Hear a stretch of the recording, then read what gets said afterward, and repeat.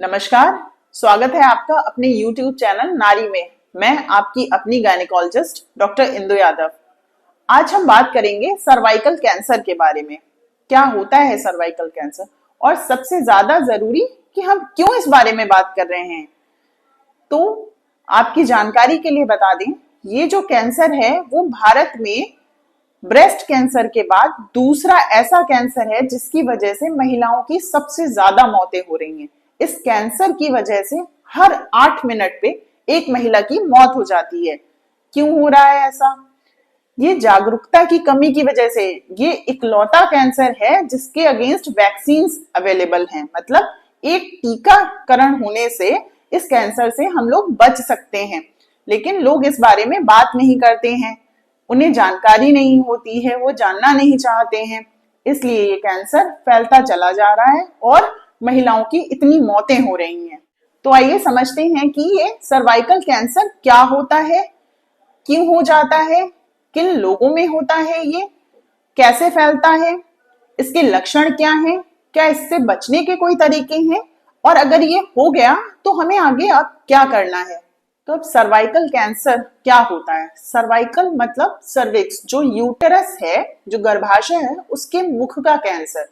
जो यूट्रस होता है उसके जो निचला हिस्सा होता है उसे सर्विक्स कहा जाता है। तो ये सर्विक्स का कैंसर होता है। जैसे कि ये यूट्रस है, बच्चेदानी है, इसका जो निचला हिस्सा है ये एरिया सर्विक्स कहलाता है। तो यहाँ का जो कैंसर होता है उसको ही गर्भाशय के मुख का कैंसर या सर्वाइकल कैंसर कहा जाता है। क्यों हो जाता है ये एक वायरस की वजह से हो जाता है जिसे ह्यूमन पैपिलोमा वायरस कहा जाता है, एचपीवी वायरस, जिसकी वजह से ये कैंसर हो जाता है। इस वायरस से जो है वो बहुत ही कॉमन है। वायरस हर महिला को कभी ना कभी लाइफ में इसका एक्सपोजर होता ही है, लेकिन जिन महिलाओं की रोग प्रतिरोधक क्षमता कम होती है उनमें ये कैंसर आगे पनपने लग जाता है। एक्सपोजर होने के 10 से 15 साल का टाइम होता है जब उसके बाद ये कैंसर डेवलप होता है। तो मतलब हमें 10 से 15 साल का समय मिलता है कि हम जान सकते हैं ये कैंसर। बीच की जो स्टेज है हम उसमें स्क्रीनिंग के थ्रू, मतलब कुछ टेस्ट ऐसे होते हैं जिससे हम जान सकते हैं कि ये कैंसर होने वाला है और हम इससे बचाव भी कर सकते हैं। कि ये किन लोगों में हो जाता है, तो जाहिर सी बात है गर्भाशय के मुख का कैंसर है, मतलब महिलाओं में ही होगा ये। किस उम्र की महिलाओं में कॉमन है? तो ये 30 से लेकर 60 साल की उम्र में होता है। होता तो पहले ही है, लेकिन डायग्नोसिस काफी लेट बनती है, क्योंकि जब बिल्कुल अंतिम उसमें चरण में पहुंच जाते हैं तभी लोग डॉक्टर के पास जाते हैं। बहुत ही कम लोग ऐसे हैं जो शुरुआती दौर में ही डॉक्टर के पास पहुंच जाते हैं। दूसरा है कि ये इंडिया में इतना, भारत में इतना कॉमन क्यों है, क्यों यहाँ के लोगों में इतना हो जाता है? तो देखिए, सबसे पहला कारण है कि आज भी हमारे भारत में जो रूरल पॉपुलेशन है उनमें जल्दी शादियां हो जाती हैं। जो लड़कियां होती हैं उनकी 16-17 साल में ही शादियां हो जाती हैं।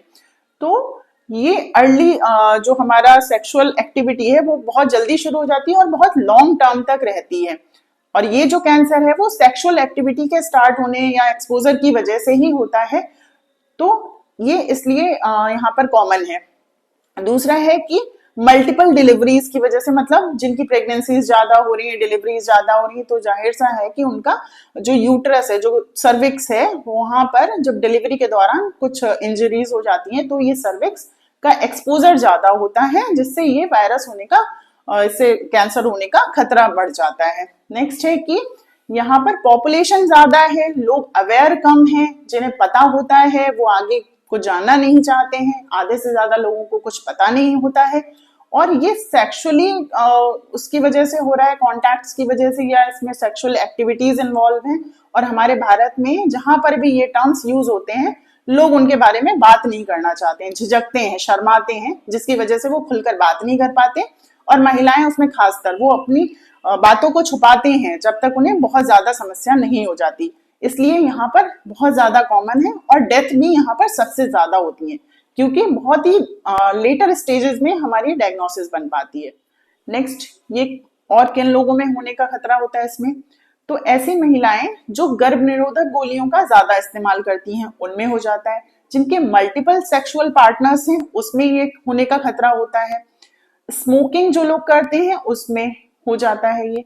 इंडिया में स्मोकिंग महिलाओं में कम है क्योंकि रूरल पॉपुलेशन में कुछ महिलाएं, अधिकतर महिलाएं टोबैको का ज्यादा इस्तेमाल करती हैं, तो उनमें ये होने का खतरा होता है। ऐसी महिलाएं जिनको HIV है, ठीक है, जिनकी रोग प्रतिरोधक क्षमता किसी भी कारण से कम है, उनमें ये होने का खतरा ज्यादा होता है। मतलब वायरस का एक्सपोजर हो गया, अगर आपकी रोग प्रतिरोधक क्षमता अच्छी है तो आप उस वायरस से लड़ जाएंगे और आपको ये बीमारी नहीं होगी। लेकिन आपकी इम्यूनिटी अगर वीक है तो आपको ये बीमारी होने का खतरा ज्यादा होगा, आपको कैंसर हो सकता है।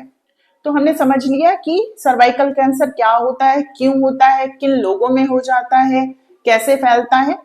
अब हम समझते हैं कि इसके लक्षण क्या हैं, कैसे हमें पता चलेगा कि ये हो रहा है। तो सबसे पहला है कि इंटरमेंस्ट्रुअल ब्लीडिंग, मतलब महीने के बीच बीच में बहुत ज्यादा ब्लीडिंग हो रही है।